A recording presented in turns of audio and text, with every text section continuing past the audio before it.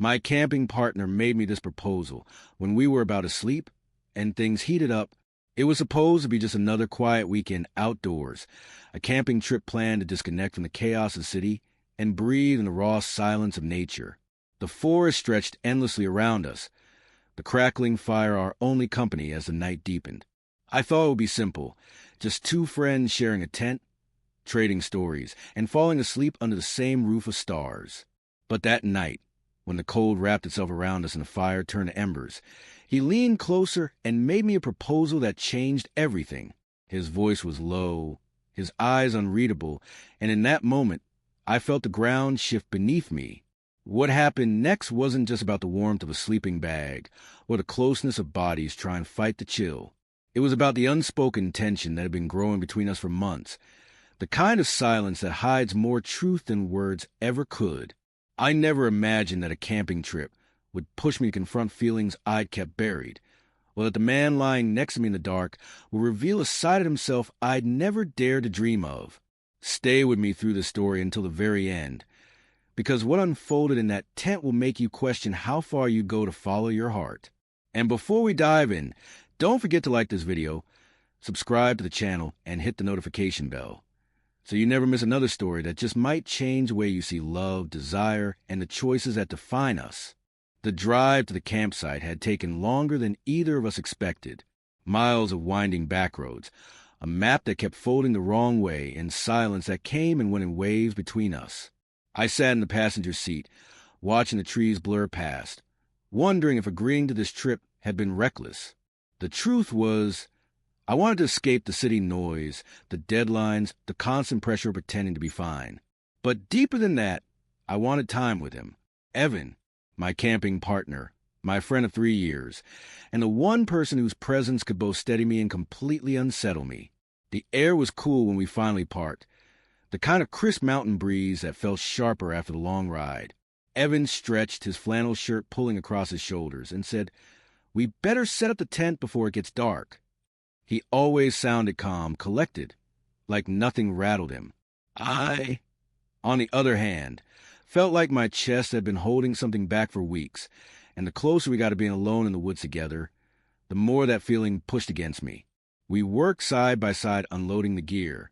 The ground was uneven, covered in pine needles that stuck to my boots. Evan crouched low, securing the poles, his hands steady. I kept glancing at him, catching the sharp line of his jaw, the way the late sunlight slid across his cheek. When he looked up suddenly and caught me staring, I fumbled with the rope in my hands and laughed awkwardly. "I'm useless at this," I said. He smirked. "Good thing I'm not." Then he stood, brushing dirt from his jeans. "Don't worry, I'll keep us from sleeping under the stars." It was meant as a joke, but the thought of sharing a tent with him, of breathing the same air through the night, listening to his quiet movements inches away from me, sent a shiver through me that had nothing to do with the cold. By the time we got the tent up and the fire started, the sky had turned indigo. The forest came alive with its night chorus, the chirping of crickets, the distant hoot of an owl, branches shifting in the breeze. Evan handed me a metal mug filled with instant coffee, steam curling into the dark. "Here," he said, his voice softer now, as if the night had pulled something out of him too. We sat by the fire, shoulders almost touching. The flames threw gold light over his face, deepening the shadows beneath his eyes. We talked at first about nothing important. Old trips, music we'd been listening to, the people back in the city who had no idea what silence like this even felt like. But somewhere between one laugh and the next, I realized I wasn't hearing half of what he said. I was listening to his voice, to the rhythm of it, memorizing the way he pushed his hair back when it fell across his forehead. It was dangerous, the way I wanted to reach for him. Dangerous because we were friends, because I didn't know what his boundaries were, because one wrong move could fracture the only steady thing I had. But as the fire burned lower, I couldn't shake the thought that he had invited me here for a reason. The temperature dropped sharply as midnight crept closer. My hands were stiff, my breath visible in the glow of the dying fire. Evan stood and stretched again, his shirt lifting slightly to reveal a flash of skin. "It's freezing," he said, glancing at the tent. "We should probably crash." The words made my heart pound in my throat. I followed him into the tent, the narrow space instantly filled with his scent, wood smoke, soap, and something that was just him. The sleeping bags were laid side by side, close enough that there wasn't room for anything else between us. I slipped into mine, trying to ignore how loud my heartbeat sounded in the small enclosure. The forest outside groaned and shifted, but all I could focus on was Evan lying next to me, shifting onto his back with a sigh.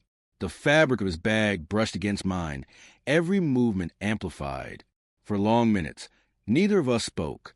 I thought maybe it had already drifted off when his voice came through the dark, low and careful. "You okay?" he asked. I turned slightly toward him. I could barely make out the shape of his face, the curve of his nose in the dim light from the embers outside. "Yeah, just not used to this much quiet." He chuckled softly. "You'll get used to it. That's the best part. Out here, no one's watching. You can breathe." The words cut through me more than I expected. Maybe because breathing around him had never felt simple. Maybe because part of me wanted him to know exactly what he did to me. But instead, I just said, "Yeah, you're right." The silence stretched again. Then unexpectedly, he shifted onto his side, facing me. I felt the warmth of his presence, even through the thin barrier of fabric. His hand moved slightly, brushing against the edge of my sleeping bag, not quite touching, but enough to jolt my senses awake. "Listen," he said quietly, "if the cold gets worse tonight, we can, share. Body heat helps." He let the words hang, almost casual, but not casual at all. My chest tightened. I didn't know if he meant it as practical advice or something else entirely. I wanted to ask, to push, but the fear of misreading him froze me in place. Instead, I whispered, "Okay." I thought that would be the end of it, but then he added, in a tone that felt heavier, "I mean it. Don't hesitate. We'll stay warm." I lay awake long after, staring at the fabric above me, his breath steady and close. My mind spun in circles, caught between the safety of friendship and the edge of something I couldn't name. And just before I drifted off, I felt him shift closer, his knee brushing mine beneath the sleeping bags. Was it an accident or something deliberate? I woke up to the pale light of dawn filtering through the thin fabric of the tent. For a moment, I wasn't sure if I had dreamed it. The warmth brushing against my knee, the low timbre of Evan's voice we offered to share body heat. My chest felt tight, as if I had carried that thought with me into sleep, and it refused to let go. He was still asleep beside me, his breathing slow and steady, his face turned slightly toward mine. In the faint light, I noticed details I had never allowed myself to linger on before. The way his lashes curled against his skin, the rough shadow of stubble along his jaw, the small furrow in his brow even in rest, like he carried the weight of something unspoken. I wondered if he ever looked at me when I slept. The thought made me flush hot even in the morning chill. I turned onto my back, staring at the top of the tent. Every inhale felt like a question I couldn't answer. I was caught between two realities, one where Evan was just my closest friend, and another where he might be the one person who could break through everything I've been holding back. When he stirred, I closed my eyes, pretending to still be asleep. I heard him unzip his bag, shift, then pause. His breath hovered close to mine for a long moment, as if he was deciding something. Finally, he pulled away, and the sound of him crawling out of the tent followed. I waited another beat before I followed him out, squinting at the soft pink light spreading across the treetops. Evan was crouched by the fire pit, coaxing new flames from the ashes with practiced hands. He glanced up at me, his expression unreadable. "Morning," he said simply. "Morning," I replied, wrapping my arms around myself. The air smelled of damp earth and smoke. He handed me a mug of reheated coffee, and I took it, grateful for the warmth. We didn't say much while we drank, the silence stretching in that strange way it sometimes does between people who are both trying not to name what's really happening. By mid-morning, we had packed a small bag and started a hike along a ridge that overlooked the valley. The sun was bright, the air thin, and my legs burned as we climbed. Evan kept an easy pace, occasionally glancing back to make sure I was still behind him. "You good?" he asked once, his tone light, though his eyes lingered longer than necessary. "I'm fine," I said, though the truth was I was anything but fine. Every step I took beside him, every shared glance, felt like it meant more than it should. At the top, we sat on a boulder overlooking miles of green forest. Evan pulled off his backpack and tossed me a bottle of water. Worth the climb, right? I nodded, taking in the sweeping view. Yeah, it's beautiful. His gaze slid toward me. Yeah, he echoed, but it didn't sound like he was talking about the view at all. I looked away quickly, heat crawling up my neck. To cover, I asked, "Why did you even invite me on this trip? You could have asked anyone." He tilted his head, studying me, because I knew you'd say yes. The answer should have been simple, but it felt loaded, layered with something I couldn't peel back. I wanted to press further, but before I could, he leaned back on his elbows, stretching his legs out, and closed his eyes against the sun. The conversation dissolved into the sound of the wind rushing through the trees. The hike back was quieter. Somewhere halfway down, I stumbled on a loose rock, my ankle twisting painfully. I cursed under my breath, grabbing at a branch for balance. "You okay?" Evan was immediately there, his hand steady on my arm. His grip was firm, grounding. "Yeah, just twisted it," I said, wincing. He didn't let go. "Sit. Let me check." I wanted to argue, to wave it off, but the concern in his eyes silenced me. I sat on a rock, and he crouched in front of me, his hand brushing against my calf as he examined my ankle. His touch was gentle but sent a shock through me, electric and unsteady. "It's not bad," he said finally, glancing up at me. Our eyes locked, and for a second, the forest around us disappeared. There was only his hand on me, his steady breathing, and the question burning between us. I swallowed hard. "Thanks." He nodded, but he didn't move away immediately. His thumb lingered for just a fraction too long before he pulled back. "Let's take it slow the rest of the way." By the time we returned to camp, the tension between us felt like a living thing. Every word, every glance carried weight. We made dinner in near silence, both of us pretending not to notice. That night, the cold was sharper, biting at my fingers even by the fire. When we finally retreated into the tent, I hesitated before crawling into my sleeping bag. The memory of his words from the night before rang in my ears. "If the cold gets worse tonight, we can share."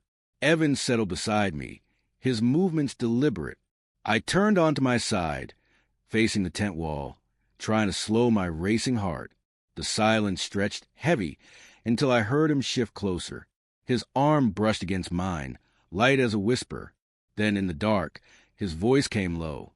"Are you warm enough?" I hesitated. "Not really." A pause. Then, "Come here." I froze. My mind screamed with 100 different interpretations. Did he mean it as just survival, body heat, practicality? Or was it something more? I turned slightly, and suddenly, there was no space between us. His body radiated warmth, his breath brushing my cheek. I could feel the solid line of him through the thin layers of fabric. "Better?" he asked, his tone careful. "Yes," I whispered, though it was a lie. I wasn't better. I was unraveling. I lay there, caught between fear and longing, until I felt his hand shift ever so slightly, resting on the edge of my sleeping bag where it met my hip. Not pressing, not pulling, just there, a question without words. And in that moment, I realized, sooner or later, I'd have to answer it. The next day unfolded in a rhythm that felt strangely fragile, as if both Evan and I were careful not to touch whatever truth had nearly surfaced the night before. We hiked a longer trail that wound through thick pines, the ground spongy with fallen needles. The air was clean, sharp, and full of bird calls echoing between the trees. I told myself the crisp pace of our walk would help shake the confusion. But the problem with trying to outpace your own thoughts is that they're always one step closer than you'd like. Evan walked ahead, his backpack shifting against his broad shoulders, every motion calm, steady. Watching him was its own distraction. He wasn't just my camping partner. He was the one person whose nearness made me question the version of myself I had been presenting to the world. I felt myself hovering on a threshold. Either I'd bury everything once again, or I'd step into something that could change the shape of us forever. At a clearing, we stopped for water. Evan tossed me a bottle, and sat on a fallen log, running a hand over his hair. "You okay?" he asked, his tone casual, but his eyes sharper than the word suggested. "I'm fine," I lied. My ankle still ached from the stumble yesterday, but that wasn't the weight slowing me down. It was a memory of his hand lingering on mine in the tent, of the way his voice had dropped when he said we didn't have to pretend out here. Evan leaned forward, resting his elbows on his knees. "You're quiet today." I shrugged, uncapping the bottle. "So are you." That made him smile faintly, the kind of smile that held more secrets than words. He let it go, but the silence between us thickened until we resumed walking. By the time we reached the ridge overlooking the river, clouds had rolled in, bruising the sky. The view was vast, miles of green, the water cutting silver through the valley, but I hardly noticed. I kept hearing his voice from last night. "I don't want to pretend out here. Not with you." It echoed like a dare, like an unfinished sentence. We sat near the edge to rest. He pulled off his backpack, unwrapped a granola bar, and handed me half without asking. Small gestures like that had always been his way of speaking when words failed. "Do you ever wonder what people think of us?" I asked suddenly. He chewed thoughtfully before answering. "Sometimes." "Why?" I looked out at the valley. "Because I think about it too much. What I show, what I hide." His eyes lingered on me. "Maybe you don't have to hide as much as you think." I turned and our gazes locked. Something raw sat between us, fragile and heavy. I wanted to press further, but thunder rumbled in the distance, snapping the moment apart. Evan stood, shouldering his pack. "We should head back before the rain catches us." On the trail down, the storm broke open. Rain fell in sheets, plastering our clothes to our skin. We laughed at first, running half-blind under the canopy, sliding on mud and grabbing branches for balance. By the time we reached camp, we were drenched, shivering, and breathless. Evan cursed softly as he tugged off his soaked jacket. "We need to warm up." He pulled at the tent flap. Inside. The air inside was damp, but at least dry. We stripped off layers, hanging shirts and socks near the entrance in the faint hope they might dry by morning. I crawled into my sleeping bag, still damp, teeth chattering. Evan slid into his, close enough that our bags overlapped again. "Cold?" he asked. "Freezing." He hesitated only a second before moving closer, his shoulder pressing firmly against mine. "Come here," he said, voice low, and opened his bag slightly. I froze, my pulse thudding, then slid closer until his warmth wrapped around me. The closeness was unbearable in the best way. I could feel every rise of his chest, every small adjustment of his breath. For a long time, we stayed like that, the storm outside pounding against the canvas, the world beyond reduced to wind and rain. "I meant what I said last night," he murmured finally, his breath brushing my temple. I tilted my head slightly. "About not pretending?" "Yeah." His arm tightened subtly around me. "About you." The word struck me deeper than I expected. My heart raced, my throat tightening with questions I wasn't ready to ask. I turned, and in the dim light, his face was inches from mine, his eyes steady even in the shadow. "What are we doing, Evan?" I whispered. He exhaled slowly, his forehead nearly touching mine. "I don't know, but I don't want to stop." His hand traced the edge of my sleeping bag near my ribs, hovering there, waiting. I reached out, covering his hand with mine, letting the weight of the choice settle between us. He laced our fingers together, and for a heartbeat, the storm faded into nothing. But then, just as the moment tilted towards something undeniable, he stiffened. His eyes flickered, as if he had just remembered something. His lips parted like he was about to speak. Then he whispered a name. Not mine.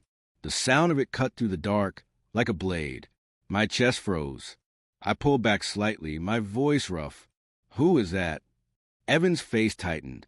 He shut his eyes for a second, then opened them again, guilt flooding his expression. "I need to explain," he said, his voice low and tense. "Then explain." "Tomorrow," he answered, almost pleading. "Please, not tonight." He rolled onto his back, his hand slipping away, leaving a hollow where his warmth had been. My mind spun, questions colliding with fear, with anger, with something I couldn't even name. I lay staring into the dark, my heart pounding, unsure whether what I felt was real or just borrowed from a story I didn't know the ending to. And yet, just as I shifted away, his hand found mine under the fabric, squeezing once, soft, hesitant, but full of meaning. I didn't know if it was an apology or a promise, or both, but I squeezed back anyway. And with the storm raging above us, I couldn't tell if the thunder outside was louder than the silence he had just left between us. The storm finally passed sometime in the early morning, leaving the forest heavy with the smell of wet pine and earth. I barely slept. Evan's hand had stayed near mine for most of the night, a tether that comforted me even while his whispered mistake gnawed at me like a secret I wasn't meant to hear. By the time I crawled out of the tent, my body ached with exhaustion, but the air was alive, washed clean, and the river nearby roared louder from the rain.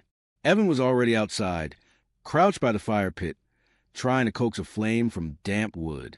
His shoulders were hunched, his hair dark and messy, his jaw tense.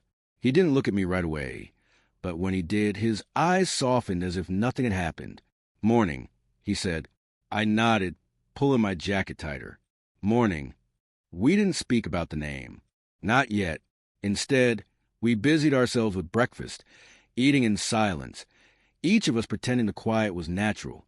But beneath it, I could feel the pressure building, like the storm had only moved from the sky into the space between us. Later, we decided to hike a shorter loop, the ground still slick with mud. The path wound deeper into the woods than before, and for a while the rhythm of walking eased attention. Birds called overhead, the sunlight trying to pierce the heavy canopy. But every so often, my mind snapped back to the night, the warmth of him against me, the steady grip of his hand, the betrayal of that single name. At one point, I stumbled again, my sore ankle catching on a root. Evan was there instantly, steadying me. His hands held me firmly, his voice low. "You all right?" "Yeah," I said, forcing a smile, though my heart was racing for reasons that had nothing to do with pain. His touch lingered a second too long before he pulled away. "Careful," he muttered, almost to himself.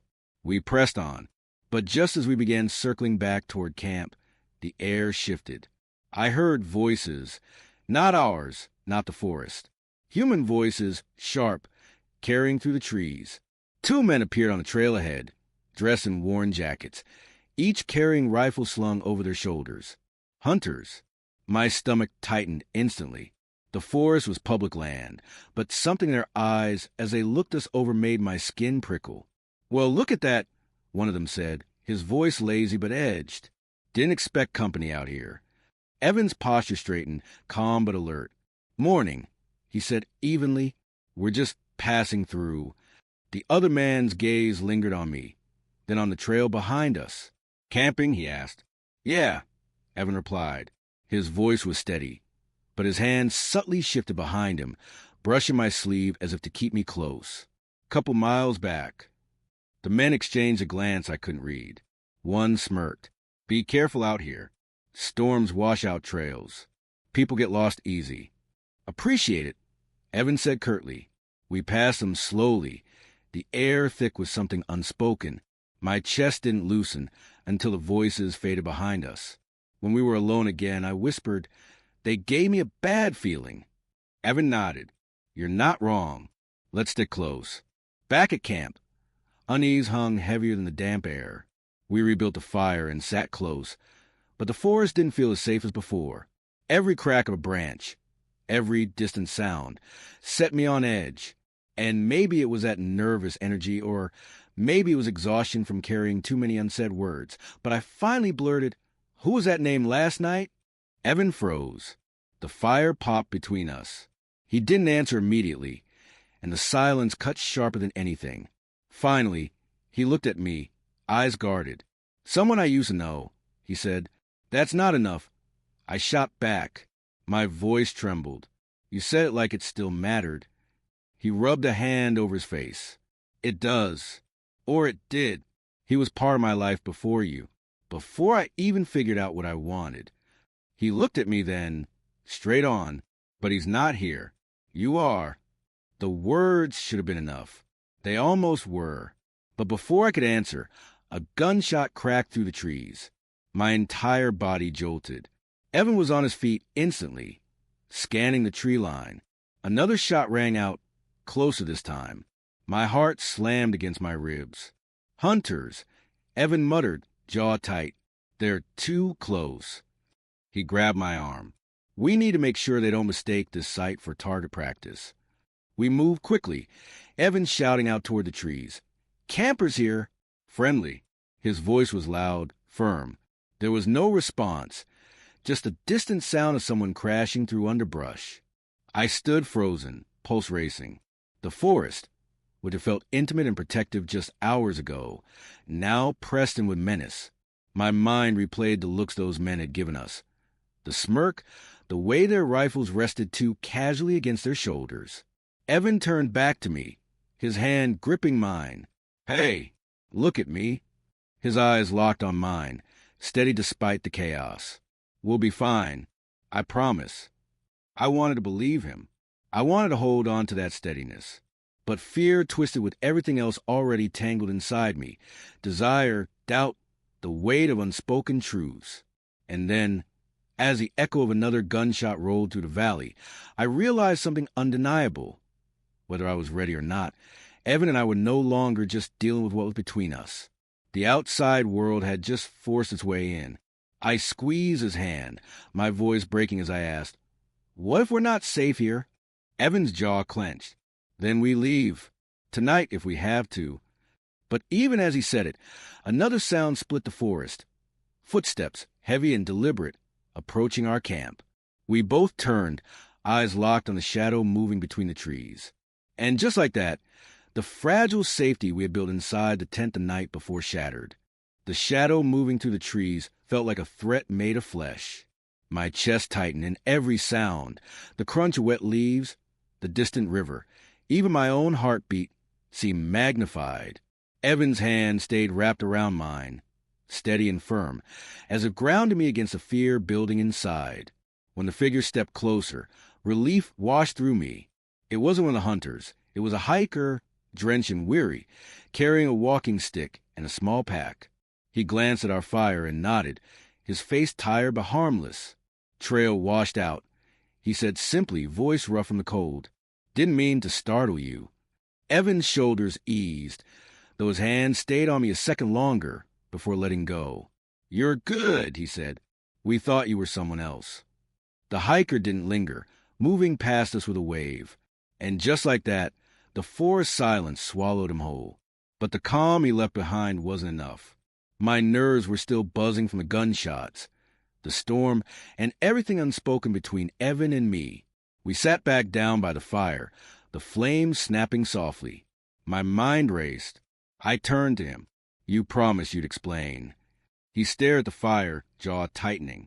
For a long moment, I thought he'd stay silent again. But finally, he exhaled. His name was Daniel. The name landed heavy. I didn't speak. Evan paused, his voice low, as if testing the words before letting them live. He was the first person I ever let close. We were younger. Stupid. I thought it would last, but it didn't. He left, and I never really got over how quickly it ended. He looked at me then, his eyes raw. That's why the name slipped out last night. It wasn't about you. It was about me still carrying something I should have let go. I didn't know what to say at first. Anger, jealousy, and relief tangled inside me. "So when you held me, were you thinking of him?" "No," Evan said firmly, almost too quickly. "When I held you, it was about you. But the fear in me, the part that still remembers being left, that was Daniel's ghost, not yours." I swallowed hard, the truth hitting me deeper than I expected. He wasn't lying. His voice carried the weight of someone terrified of repeating history. And suddenly, I realized I wasn't angry at him. I was angry at the silence we'd been hiding behind. "I'm not him," I said quietly. "I know."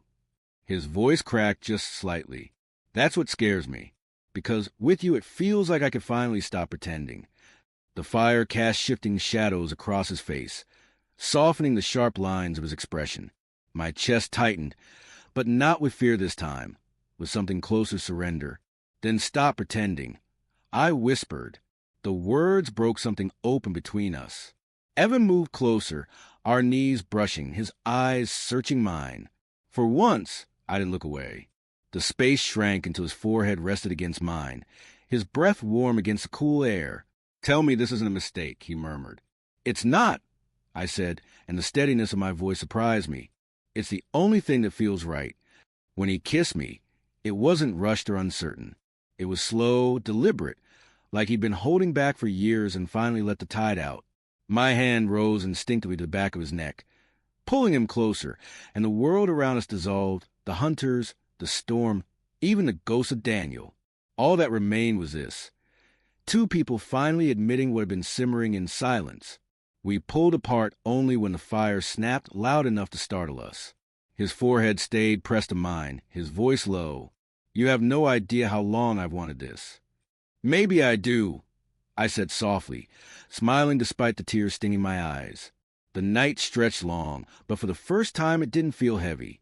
We sat shoulder to shoulder, trading stories not of the city, not of the people we once were, but of what we wanted now. The fear was still there. It always would be. But it no longer felt like a wall. It felt like a path we decided to walk anyway. When we finally crawled back into the tent, there was no hesitation. Evan pulled me close, not as a friend keeping another warm, but as someone who had chosen to stop hiding. His arm wrapped around me, firm and sure. My cheek rested against his chest. The steady beat of his heart louder than the rain still dripping from the trees outside. I don't know how long we stayed like that before sleep came. All I remember is a quiet certainty that, for once, I didn't want to run for what was happening. Morning arrived with pale sunlight pushing through the tent. We packed slowly. Neither of us wanted to break the fragile spell. On the trail back, we didn't speak much, but every glance carried a new kind of weight, an unspoken agreement that something had shifted permanently. When we reached the car, Evan set the bags down and turned to me, his expression serious. "I don't know where this goes," he admitted, "but I want to find out with you." I nodded, my chest tight. "So do I." The road home stretched long and winding, but for the first time in days, the silence between us wasn't heavy. It was full, and as the forest disappeared in the rearview mirror, I knew the truth. That camping trip wasn't just an escape from the city. It was a moment I stopped pretending to. Sometimes the moments we fear the most, the storms, the strangers, the mistakes that slip from our mouths, are the ones that finally push us into honesty. Evan and I could have stayed behind walls forever, but life has a way of forcing your hand when it knows you're ready. So let me ask you, what part of your life are you still pretending about? Who are you holding at arm's length because you're afraid of being hurt? And what might happen if you finally let yourself step into the truth you've been avoiding? If this story spoke to you, make sure to hit the like button, subscribe to the channel, and ring the notification bell. There are more stories waiting about love, courage, and the moments that change everything. Because sometimes what heats you up in the middle of a cold night isn't just someone's body next to yours. It's the realization that you don't have to face the world alone anymore.